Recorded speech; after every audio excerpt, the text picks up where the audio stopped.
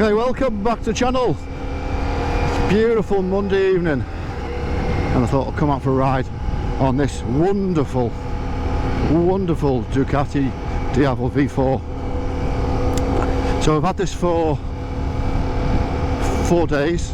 I've had it previously for an afternoon ride out, but it poured down with rain. I put a couple of minutes of video up, but it wasn't really a reasonable review. I just didn't have enough time on it. But this time, picked up Friday. It's now Monday. It goes back Wednesday, but the weather's going to turn to tomorrow and Wednesday, so I thought I'd get out tonight.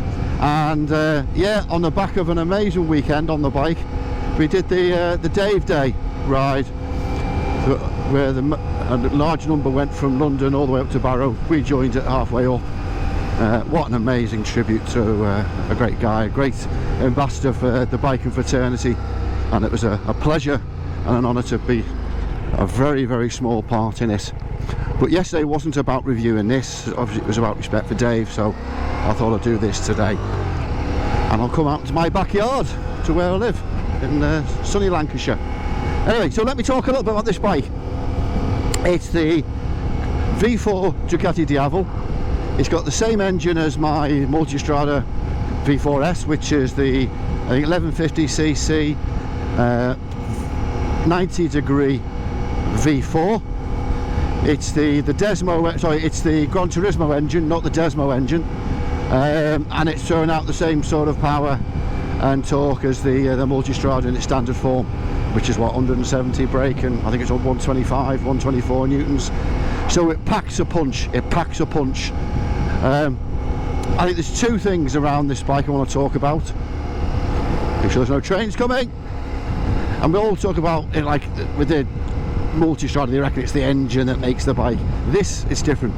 This has two things going for it: the engine and the looks. Let's talk about the looks first, and we'll do a walk around in a little bit. I think this has got to be one sexy looking motorcycle. I can't stop looking at it from all different angles, and I can't find an angle that I just don't like. It's obviously a longer bike. It's muscly. It's hung low, like a few other things I could comment on. And I love the single-sided swing arm, the aggressive styling on the tank. It's obviously got a monocoque chassis, so it's really sleek. Got rid of the lattice that you get on the V2, and then when you sat on it, it just, you got this long red tank in front of you, 20 litre tank, by the way.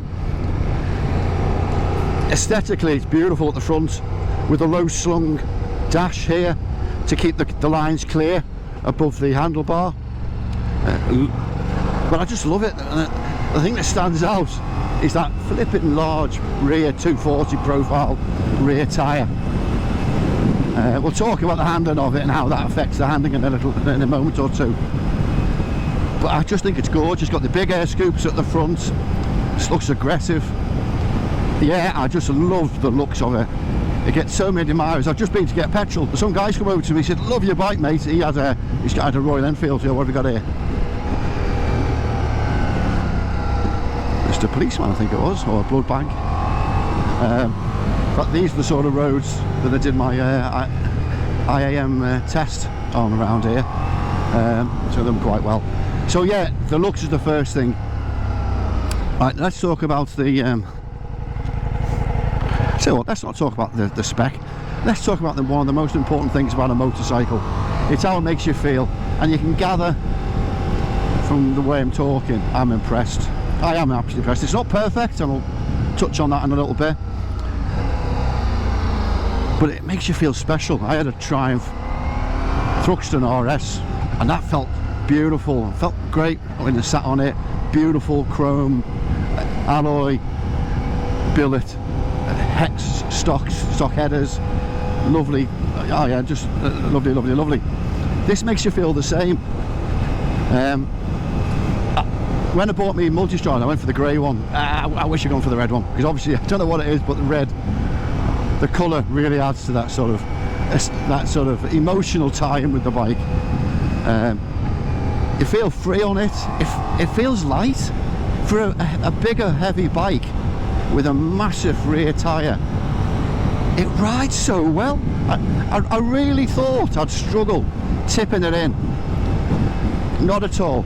Yes, it feels different. Of course it's not the same as a 170, 180, 190 rear tyre, but by Joe, have they made a good fist of making it feel nice and nimble.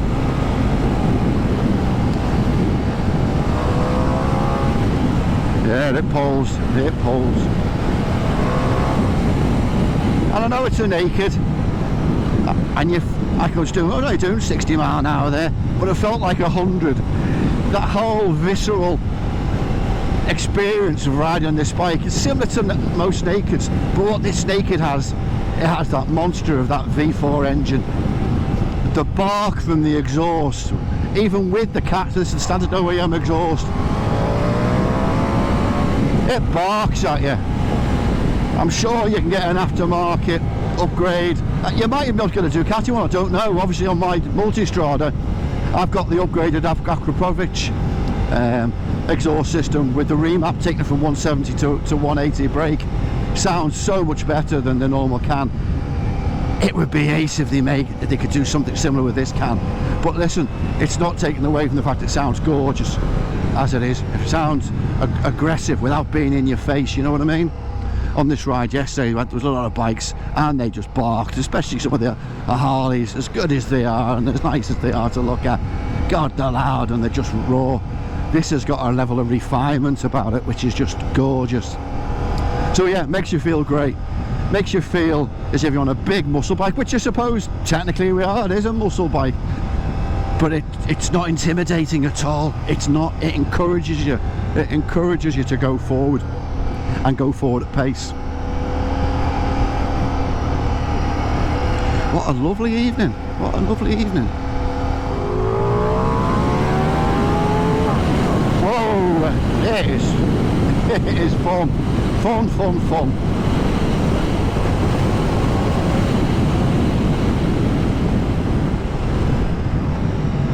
Quick shifter, sublime, it goes in, it feels smoother than my bike. Whoa, the front's trying to lift up, way! Yes, yes, yes.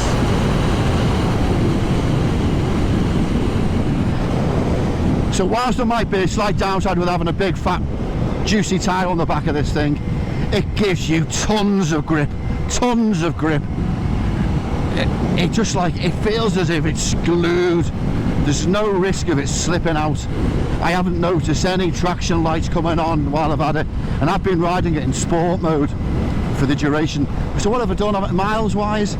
I've mostly done, I don't know, 250 miles. So you know, I've done a lot of hours on it. You know, the ride was 4 hours to get into Barrow, so I've been in the saddle a lot. That's another thing, yeah, in the saddle a lot. How comfortable is this? This seat is gorgeous. Gorgeous.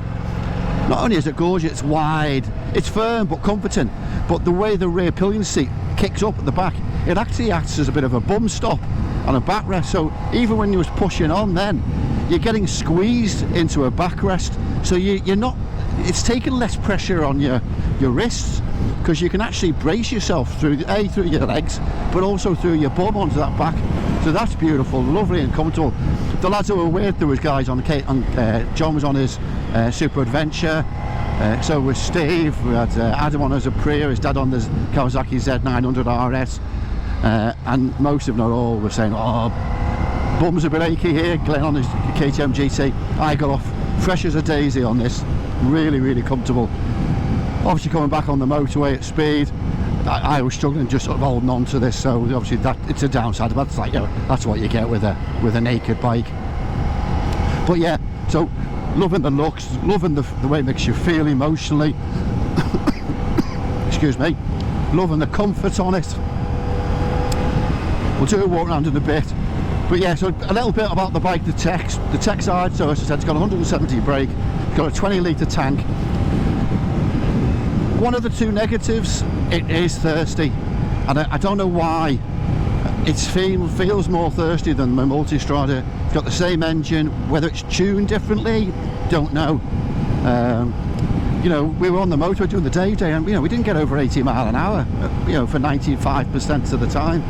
but I felt as if I was I filled it up when we left. I threw another 17-18 quid when we got off the M6. Okay, that doesn't mean anything without the mileage and stuff, but I felt as if I was putting a lot more juice in than anyone else, and more than the Multistrada. Okay, this has got 2 litres less. The Multistrada's got 22, so you know, that will account for some. But I reckon on a full tank, I would guess somewhere around the 125 to 150 mark, less if you hoon it. Whereas the Multistrada, I'm getting 150 to 170 miles with similar riding. See, it just turns in. It turns in effortlessly. You know what? If you saw the reviews when I owned the KTM 890 Ducati, that was like the scalpel, as we all know. This ain't a scalp, don't get me wrong, but you don't have to fight it at all. It just turns in. Sorry I keep on going about that, but it really did surprise me, and I didn't experience that when I first took it out, because we had to gingerly ride in a convoy to the Ray bike do in Lancashire in the Chopper Bowlands, and it was pissing down when we were coming home, so I never really had a chance to enjoy it. So that's great. The brakes on the front, really powerful. ABS has kicked in on one occasion. It wasn't going silly, but I did have to stop sharply. It's one of the few times on a bike I've actually felt the ABS. It pulsed 2 or 3 times, so that was good to know it was working. But I don't think that there's the stylemas on the front. I'll put something on the screen there, but I don't. If they are the stylemas, I apologise, my error. But I'll check it out and confirm that on the screen. The bike definitely feels that it's got different gearing to the Multistrada. Don't know what that is, and again, you can find that out if you're really interested on the interweb. So the suspension feels lovely on this. Brakes really responsive. Surprising how responsive the rear is. By the way, if you're wondering why I'm going 50 mile an hour, this is bloody average speed. Look at this road. Average 50 mile an hour for about 4 miles. I've lived here 12 years. I've never known of one accident on this road. Yeah, answers on a postcard, please. There's a subtle car.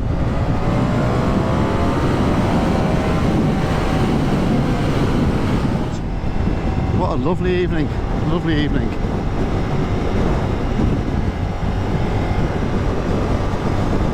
Right, before I turn the ignition off, one of the other things I really like, to turn the indicator off, is the rear light cluster. I don't know whether I can pick it up, but look at that. Isn't it cool? That is really, really cool. Integrated brake light in there as well. That's really nice. A couple of people have commented on that while I've been out. So let's have a little walk around.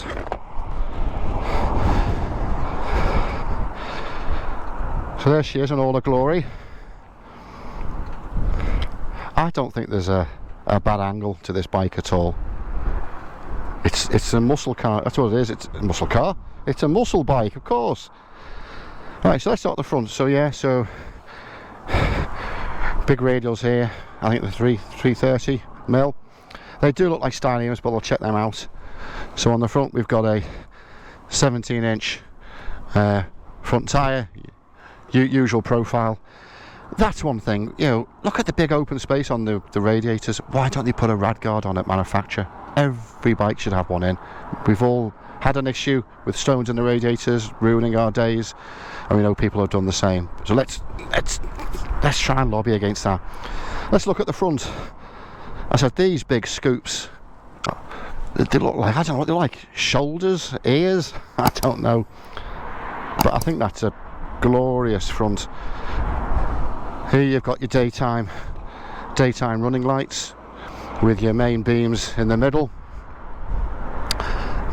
Nicely positioned indicators here on top of the bars, adjacent with the levers. Very nice. And this is the lip I was talking to you about. It is contoured, and I do think that has an effect on deflecting some of the wind. The engine just stands out, but then as your eyes go towards the rear, it's drawn to that amazing exhaust. Look at this. 4 pipes sticking out the back end. They look like flipping weapons, torpedo chambers on a submarine. I don't know. Love the way the tail just finishes off naturally. The other thing I like as well is the integrated pillion pegs, the way they come down. I don't think this is a bike to go on the back of, but listen, it's an option, and if you do, you've got a nice rear comfortable squashy seat. And I won't do it, but if you lift this up, there's a plunger, lift the plunger, and this here comes out as a pillion grab handle, which is a cool idea. And it would have been so lazy just to have left it out here, but no, well thought out, beautiful in terms of the styling. And then as you come right towards the back, you come to this big wheel, single-sided swing arm with the diamond cut wheel. But look at the size of that, 240 profile tyre. So it's a 245 45 17-inch. Isn't it amazing? Don't know what the tyres cost. This is a Rosso 3, Pirelli Rosso 3. Sure, that's a couple of quid, but we won't get much change out of 300 quid for one of them.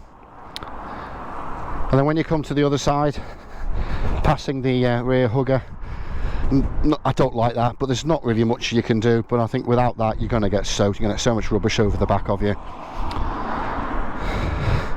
This side, less to talk about on this side. And then this beautiful tank, long scalloped tank, really comfortable to get your knees alongside and underneath here. Lovely to hold on to. Finished off with a beautiful yellow suspension on the back end. So all in all, I think a beautiful bike, a really beautiful bike. I think it's going to be one of the nicest looking bikes of this genre. So yeah, lovely switchgear, again like most Ducatis, all backlit I've noticed. So let's look at the things that I wasn't too happy with, and there's only two, and I suppose they're minor things. But coming back to this exhaust, this is a brand new bike and it's already starting to discolour there. I'm not saying it's rusted because it's supposed to be stainless steel, but I thought aesthetically they could have done something to cover that a little better, because it just, your eyes are drawn, especially when you sat on the bike and you're looking down, you can see directly onto that. So that was first little niggle, and it's only a cosmetic issue. But the other thing I really struggled with is these mirrors. They don't vibrate, they're really good, but they're narrow. I was having to move my arms to look behind me. Yeah, it was, my elbows were covering the field of vision. But they're the only two niggles I've got with the bike. And here's the thing, right? Let me tell you how I feel about this and how much I like this. If I was to take this back to the dealership and they said, Steve, it's your lucky day, we'll keep your multi-strada and we'll give you this, what do you want to do? And you know what? I struggle to say no. The only thing that I think would make me say no would be the fact that I like doing my touring and the bigger distance stuff. Now I know you can put soft bags on this, you can get a screen up front to provide more wind deflection, so you could tour on it, but then you're struggling with a 20-litre tank. So you most probably wouldn't, but you could, you could do UK stuff, you could do stuff within a, maybe 200-300 mile radius from where you are and stuff. But if you're going to be doing 3,000-4,000 miles, if not more, across Europe, America, whatever, you're going to struggle with that tank. But I would genuinely love to have this in my stable. I genuinely would. So there's my verdict. I absolutely love this bike, and all it requires me to do now, oh, he didn't see me, all it requires me to do now is carry on riding and enjoying it for a little bit in this beautiful sunshine. But look at that, isn't it amazing? The view, the sun glistening off the sea there. This is more marshland actually. Very rarely do we get the sea coming in here, and when it does come in, it generally floods across here, because actually the main road, Lord Street, is actually below sea level, which is a bit bizarre.